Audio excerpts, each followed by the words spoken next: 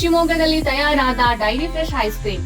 Pure milk ಬಳಕೆ, real fruits ನ ನೈಜ ಸವಿ, ನ್ಯಾಚುರಲ್ ಕಲರ್ಸ್ ಮಾತ್ರ, ಯಾವುದೇ ಆಡೆಡ್ ಕಲರ್ಸ್ ಇಲ್ಲ. 15 ವರ್ಷಗಳ ನಂಬಿಕೆಯ ಸೇವೆ, ರುಚಿಯಲ್ಲಿ ಟೇಸ್ಟಿ, ಆರೋಗ್ಯದಲ್ಲಿ ಬೆಸ್ಟ್. ನಮ್ಮ ಊರಿನ ಹೆಮ್ಮೆ, ನಮ್ಮ ರುಚಿಯ ಆಯ್ಕೆ dairy fresh ice cream. ಸರ್ಫಾ quotes, ಸರ್ಫಾ quotes, ಸರ್ಫಾ quotes ರವರ ಸುದೀರ್ಘ ಬಾಳಿಕೆಯ ಸುಂದರವೂ ಆದ ಜಲಾಧಾರಿತ ಪರಿಸರ ಸ್ನೇಹಿ ಪೇಂಟ್ಗಳನ್ನೇ ಬಳಸಿ. Sarfa luxury emulsion paint, odourless, low VOC, good for health, good for earth. Sarfa coats. Shivamogga ನಗರದ ಸಂಚಾರಿ ಪೊಲೀಸ್ ಠಾಣೆಯಲ್ಲಿ ಹೆಡ್ ಕಾನ್ಸ್ಟೇಬಲ್ ಜಕ್ರಿಯಾ ಮೊಹಮ್ಮದ್ ಎಂಬುವರು ಡೆತ್ ನೋಟ್ ಬರೆದಿಟ್ಟು ಆತ್ಮಹತ್ಯೆ ಮಾಡಿಕೊಂಡಿದ್ದಾರೆ. ನಿನ್ನೆ ರಾತ್ರಿ ಪಾಳಿಯಲ್ಲಿ ಕರ್ತವ್ಯದಲ್ಲಿದ್ದ ಇವರು ಠಾಣೆಯ ಶೌಚಾಲಯದಲ್ಲಿ ಸಾವನ್ನಪ್ಪಿದ್ದಾರೆ. ಇಂದು ಬೆಳಗಿನ ಜಾವ ಸಿಬ್ಬಂದಿ ಶೌಚಾಲಯಕ್ಕೆ ಹೋಗಿ ನೋಡಿದಾಗ ಈ ಘಟನೆ ಬೆಳಕಿಗೆ ಬಂದಿದೆ.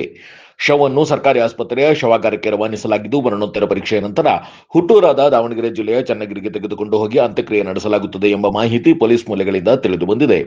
ಘಟನಾ ಸ್ಥಳಕ್ಕೆ ಜಿಲ್ಲಾ ರಕ್ಷಣಾಧಿಕಾರಿ ಬಿ ನಿಖಿಲ್ ಭೇಟಿ ನೀಡಿ ಪರಿಶೀಲನೆ ನಡೆಸಿದ್ದಾರೆ. ಸದ್ಯ ದೊಡ್ಡಪೇಟೆ ಪೊಲೀಸ್ ಠಾಣೆಯಲ್ಲಿ ಈ ಸಂಬಂಧ ಪ್ರಕರಣ ದಾಖಲಾಗಿದೆ. ಮೃತರ ಸಂಬಂಧಿ ಆದಿಲ್ ಮಾತನಾಡಿ, ನಿನ್ನೆ ರಾತ್ರಿ 10 ಗಂಟೆಗೆ ಫೋನ್ ಮಾಡಿ ಸೊಂಟ ನೋವಿದೆ ಎಂದಿದ್ದರು. ನಾಳೆ ಆಸ್ಪತ್ರೆಗೆ ಹೋಗೋಣ, ಬೆಳಗ್ಗೆ ಬಂದು ತಿಂಡಿ ತಿನ್ನಿಸು ಎಂದು ಹೇಳಿದರು. ಮನೆ ಬಳಿ ಎಲ್ಲವನ್ನು ನೋಡಿಕೋ ಎಂದು ಹೇಳಿದಾಗ, ನಾಳೆ ಬರ್ತೀಯಲ್ಲ ಅಂತ ಹೇಳಿದ್ದೆ ಅಂದರು. ಆದರೆ ಬೆಳಗ್ಗೆ 6 ಗಂಟೆಗೆ ಆತ್ಮಹತ್ಯೆ ಮಾಡಿಕೊಂಡಿದ್ದಾರೆ ಎಂಬ ವಿಷಯ ತಿಳಿಯಿತು. ಅವರಿಗೆ ಬೆನ್ನು ನೋವಿನ ಸಮಸ್ಯೆ ಇತ್ತು. ಕಳೆದ 2 ತಿಂಗಳಿಂದ ರಜೆಯಲ್ಲಿದ್ದರು. ಸ್ಕ್ಯಾನಿಂಗ್ ಮಾಡಿದಾಗ ವೈದ್ಯರು ಆಪರೇಷನ್ ಮಾಡಬೇಕು ಎಂದಿದ್ದರು. ನೋವಿನಿಂದಾಗಿ 10 ಕೆಜಿ ತೂಕವನ್ನು ಕಡಿಮೆ ಮಾಡಿಕೊಂಡಿದ್ದರು. ಮೈಸೂರಿನಲ್ಲೂ ಚಿಕಿತ್ಸೆ ಕೊಡಿಸಲಾಗುತ್ತಿತ್ತು. ಅವರು ಡೆತ್ ನೋಟ್ ಬರೆದಿಟ್ಟಿದ್ದಾರೆ. ಆದರೆ ಅದರಲ್ಲಿ ಏನಿದೆ ಎಂಬ ಮಾಹಿತಿ ನಮಗೆ ತಿಳಿದಿಲ್ಲ ಎಂದು ಅವರು ತಿಳಿಸಿದ್ದಾರೆ. ಫೋನ್ ಮಾಡಿದ್ರು, ಸುಮಾರು 10 ಗಂಟೆಗೆ ಫೋನ್ ಮಾಡಿದ್ರು. ಫೋನ್ ಮಾಡಿ ಯಾಕೋ ಸ್ವಲ್ಪ ಸೊಂಟ ನೋವಾಗ್ತಾಯಿದೆ ಅನ್ನೋದು. ನಾಳೆ ಡಾಕ್ಟ್ರು ಮತ್ತೆ ತೋರಿಸೋಣ ಒಂದ್ಸತಿ ಕರ್ಕೊಂಡೋಗಿ ಅಂತ ಹೇಳಿದೆ. ಆಮೇಲೆ ಆಯಿತು, ಬೆಳಗ್ಗೆ ಬಂದು ಈಗ ತಿಂಡಿ ತಿನ್ನಿಸು ಅಂದರು. ಆಯಿತು, ಬೆಳಗ್ಗೆ ಬಂದು ತಿಂಡಿ ತಿನ್ನಿಸ್ರಿ ಅಂತ ಹೇಳಿದ್ರು. ಆಯ್ತು, ನಾನು ನಮಾಜಿ ಮುಗಿಸ್ಕೊಂಡು ಹೋಗೋಣ, ಇಡ್ಲಿ ತಿನ್ನಿಸ್ತೀನಿ ಅಂತ ಹೇಳಿದೆ. ಒಂದು 7 ಗಂಟೆಗೆ ಹೋಗೋಣ ಅಂತ ಹೇಳಿದೆ. ಆಯ್ತು, ಜಲ್ದಿ ಬಾ, ನೀನೇ ತಿನ್ನಿಸ್ಬೇಕಂದ್ರು. ಆಯ್ತು, ಬರ್ತೀನಿ ನಾನು 7 ಗಂಟೆಗೆ ಬಂದು ತಿಂಡಿ ತಿನ್ಕೊಂಡು ನಾನು ನಿಮ್ಮ ಮನೆ ಡ್ರಾಪ್ ಮಾಡ್ತೀನಿ ಬೇಕಾದ್ರೆ, ಗಾಡೀಲಿ ಹೋಗೋಕ್ಕಾಗಿಲ್ಲ ಅಂದ್ರು ಅಂತ ಹೇಳಿದೆ. ಆಯ್ತು, ಬೆಳಗ್ಗೆ ಬಾ, ನಾನು ಫೋನ್ ಮಾಡ್ತೀನಿ ಅಂತ ಹೇಳಿದ್ರು. ಹಾಂ ಸರ್, ಒಂದು ಸ್ವಲ್ಪ ಮನೆ ಹತ್ರ ಎಲ್ಲ ನೋಡ್ಕೊ ಅಂತ ಹೇಳಿದ್ವಿ. ಅದ್ಯಾಕೆ ಹೇಳ್ತಿದ್ದೀರ ಈಗ ಅಂತೆಲ್ಲ, ಈಗ ಹೇಳ್ತೀನಿ ನೀವು ಬೆಳಗ್ಗೆ ತಿಂಡಿ ತಿನ್ನೋಕೆ ಬರ್ತೀಯಲ್ಲ. ಆಯ್ತು ಸರ್ ಬಿಡ್ರಿ ಅಂತ ಹೇಳಿ 7 ಗಂಟೆಗೆ ಬರ್ತೀನಿ ಅಂತ ಹೇಳಿದೆ. ನಾನು ಪ್ರೇಯರಿಗೆ 5-5:15 ಸುಮಾರು ಇದ್ದೆ. ಒಂದು 6 ಗಂಟೆ ಅಷ್ಟೊತ್ತಿಗೆ ಫೋನ್ ಮಾಡಿ, ಮಾವರು ಫೋನ್ ಮಾಡಿ ಹ್ಯಾಂಗಿಂಗ್ ಹಾಕ್ಕೊಂಡಿದ್ದಾರೆ ಬರ್ರಿ ಅಂತ ಹೇಳಿ. ಹಾಂ ಸರ್, ಲಾಸ್ಟ್ ಟೈಮ್ ಸ್ವಲ್ಪ ಬೆನ್ನು ಇತ್ತು, ರಜಾ ಮಾಡಿದ್ರು. ಹಾಂ, ಇಲ್ಲಿ ರಜಾ ಮಾಡಿದ್ರು, 10 ದಿನ ರಜಾ ಮಾಡಿದ್ರು. ಆಮೇಲೆ MRI ಸ್ಕ್ಯಾನಿಂಗ್ ಎಲ್ಲ ಮಾಡಿಸ್ಮೇಲೆ ಆಪ್ರೇಷನ್ ಮಾಡಿಸ್ಬೇಕಂತ ಹೇಳಿದ್ವಿ ಸರ್. 10 kg ಲಾಸ್ ಆಗಿತ್ತು. ಹಾಂ, 10 kg ಲಾಸ್ ಆಗಿದೆ ಸರ್. 10 kg ಲಾಸ್ ಮಾಡ್ಕೊಂಡು ಅವರೇ ಮಾಡ್ಕೊಂಡು ಡೇಟ್ ಮಾಡ್ಕೊಂಡು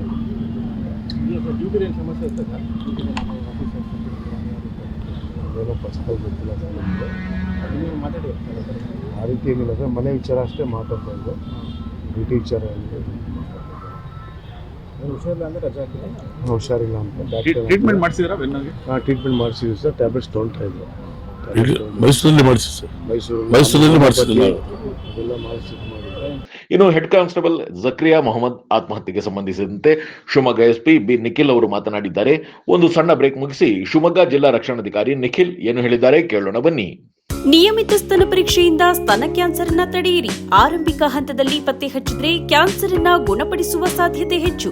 ಸ್ತನ ಕ್ಯಾನ್ಸರ್ನ ಆರಂಭಿಕ ಪತ್ತೆಗಾಗಿ ಸ್ಕ್ಯಾನ್ ಮಾಡಿಸಿಕೊಳ್ಳಿ. ಸಂಪರ್ಕಿಸಿ ನಂಜಪ್ಪ ಆಸ್ಪತ್ರೆ, ಕುವೆಂಪು ರಸ್ತೆ, ಶಿವಮೊಗ್ಗ ಮತ್ತು ಮಾಗನೂರು ಬಸಪ್ಪ ರಸ್ತೆ, ದಾವಣಗೆರೆ.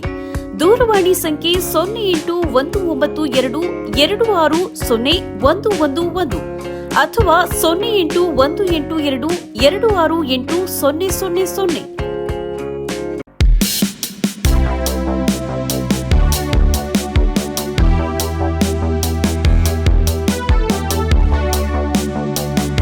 ಠಾಣೆಯಲ್ಲಿ ಇವತ್ತು ಬೆಳಿಗ್ಗೆ ಅಲ್ಲಿನ HC ಅವರಾದ ಮೊಹಮ್ಮದ್ ಜಕಾರಿಯಾ ಅವರು ಒಂದು ನೇಣಾಕೊಂಡು ತಮ್ಮ ಪ್ರಾಣವನ್ನು ಬಿಟ್ಟಿದ್ದಾರೆ.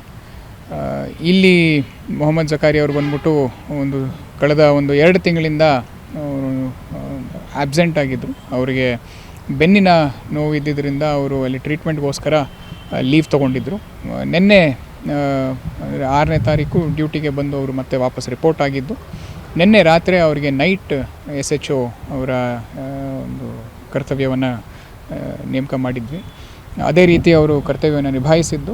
ಬೆಳಗಿನ ಜಾವ ಸುಮಾರು ಒಂದು 4:15 5:30 ಮಧ್ಯದಲ್ಲಿ ಅವರು ನಮ್ಮ ಸ್ಟೇಷನ್ ಹಿಂದೆ ಇರುವ ಒಂದು ಬಾತ್ರೂಮ್ ಹತ್ರ ಅವರೇ ಒಂದು ತಂದಿದ್ದಂತಹ ಒಂದು ನೈಲಾನ್ ರೋಪನ್ನು ಯೂಸ್ ಮಾಡಿ ನೇಣಿಗೆ ಶರಣಾಗಿದ್ದಾರೆ.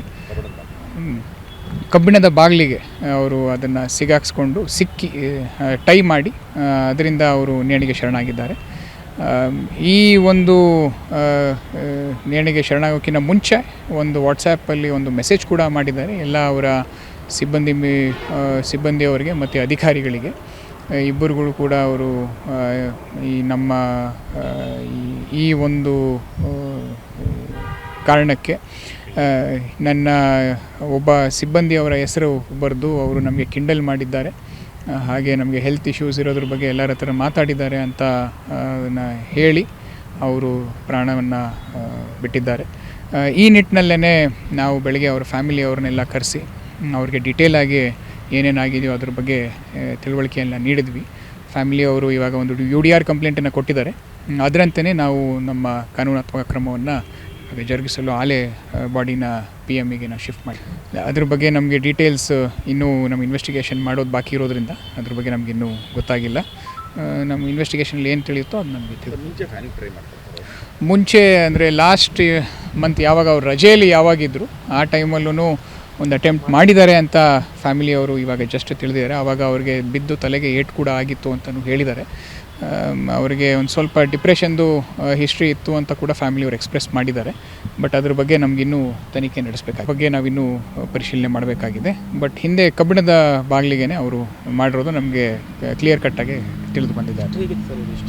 ಇಲ್ಲ, ಈಸ್ ಅ ಗುಡ್, ಒಳ್ಳೆ ಒಂದು ಕೆಲಸವನ್ನು ಮಾಡಿಕೊಂಡೇ ಬಂದಿದ್ದಾರೆ. ಇಲ್ಲೆಲ್ಲ ನಮ್ಮ ಲೋಕಲಲ್ಲಿ ತುಂಬ ಕಿರುಪರಿಚಿತರಾಗಿದ್ದು ಎಲ್ಲರ ಜೊತೆಗೂ ಒಂದು ಒಳ್ಳೆಯ ಸಂಬಂಧವನ್ನು ಬೆಳೆಸಿರೋರಾಗಿದ್ದರು. ಅವರಿಗೆ ಇದೇನು ಸ್ವಲ್ಪ ಹೆಲ್ತ್ ಇಶ್ಯೂಸ್ ಕಳೆದ ಒಂದು 4-5 ಮಂತ್ಸಿಂದ ಶುರುವಾಗಿ ಅವರು ಅಲೋಪತಿ, ಆಯುರ್ವೇದ, ಹೋಮಿಯೋಪತಿ ಎಲ್ಲ ಕೂಡ ಟ್ರೈ ಮಾಡಿ ನಂತರವೂ ಏನೋ ಒಂದು ನೋವನ್ನು ಕಮ್ಮಿ ಮಾಡೋಕ್ಕಾಗಲಿಲ್ಲ ಅನ್ನೋದು ಒಂದು ವಿಚಾರ ನಮಗೆ ಸ್ವಲ್ಪ ಇವಾಗ ತಿಳಿದು ಬಂದಿದೆ.